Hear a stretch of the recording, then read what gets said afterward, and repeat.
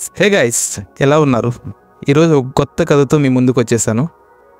ఒక పెద్ద సిటీలో అర్జున్ అనే ఒక యంగ్ అండ్ ఎనర్జెటిక్ యువకుడు ఉండేవాడు.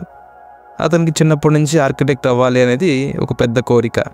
అయితే అనుకోకుండా వాళ్ళ ఫాదర్ చనిపోవడం వల్ల అతను స్టడీస్ని డిస్కంటిన్యూ చేసి ఒక డెలివరీ బాయ్గా మారుతాడు. ఒక సైకిల్ని తీసుకొని డైలీ ఏదో చిన్న వస్తువుని డెలివరీ చేసుకుంటూ తన ఫ్యామిలీని లీడ్ చేస్తూ ఉంటాడు. అలా ఏళ్ళు గడిచిపోతే తను పెద్దవాడు అవుతాడు. కానీ తన మనసులో మాత్రం నేను అనుకున్నది సాధించలేకపోయాను అని ఒక చిన్న బాధ అలాగే ఉండిపోతుంది. రోజు ఆ సిటీలో ఒకవైపు నుంచి ఇంకోవైపుకి వెళ్ళడానికి ఒక బ్రిడ్జ్ ఉంటుంది. దానిపైన తన సైకిల్లో వెళ్తూ ఆలోచిస్తూ ఉంటాడు.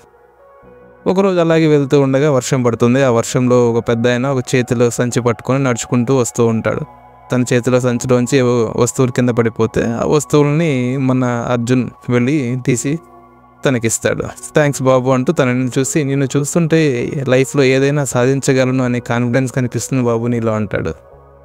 దానికి చిన్నగా నవ్వి, మీరు అనుకుంటున్న వ్యక్తిని నేను కాదు సార్, జీవితం చేతిలో చెత్తగా ఓడిపోయిన చిత్తు కాగితాన్ని నేను అంటాడు.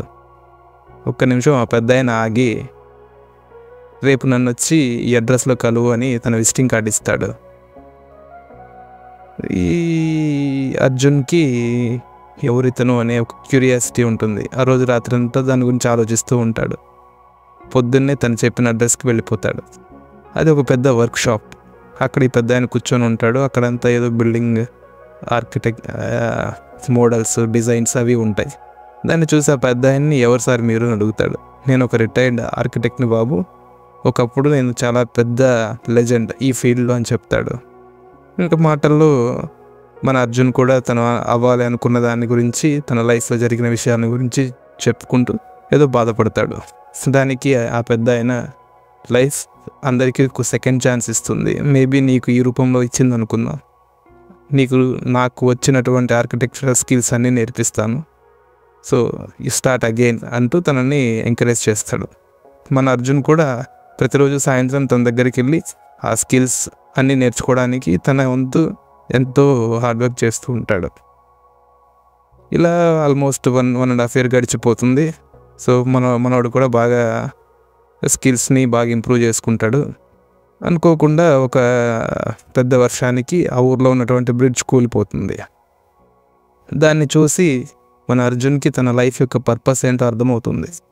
ఎలా అయినా సరే ఈ బ్రిడ్జ్ని నేను కన్స్ట్రక్ట్ చేయాలి అనుకొని తన టీంతో ఒక మంచి డిజైన్ని రెడీ చేసి దాన్ని రామ్ గారికి చూపిస్తాడు.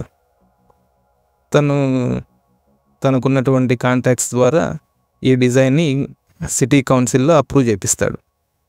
ఇంకా ఆ రోజు నుంచి ఆల్మోస్ట్ 1.5 year ఆ బ్రిడ్జ్ కన్స్ట్రక్షన్ కోసం రాత్రి లేదు పగలు లేదు. సో తన యొక్క కంప్లీట్ ఎఫర్ట్స్ని పెట్టి అద్భుతమైన డిజైన్, అద్భుతమైన బ్రిడ్జ్ని రెడీ చేస్తాడు. వాస్తవానికి ఇది ఒక 2 ప్రాంతాలను కలిపే బ్రిడ్జ్ మాత్రమే కాదు, లైఫ్లో ఒకటి సాధించాలి అని గట్టిగా తలుచుకున్న ప్రతి యువకుడికి ఇది ఒక రెఫరెన్స్ పాయింట్. నిజానికి స్టోరీ ఇక్కడితో అయిపోతుంది, కానీ యాక్చువల్ స్టోరీ ఇక్కడే మొదలవుతుంది.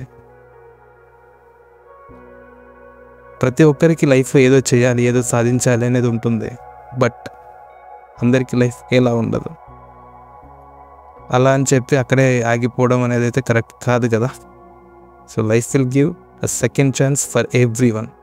We have to wait. When the situation gives you a chance, we have to use it. Thank you.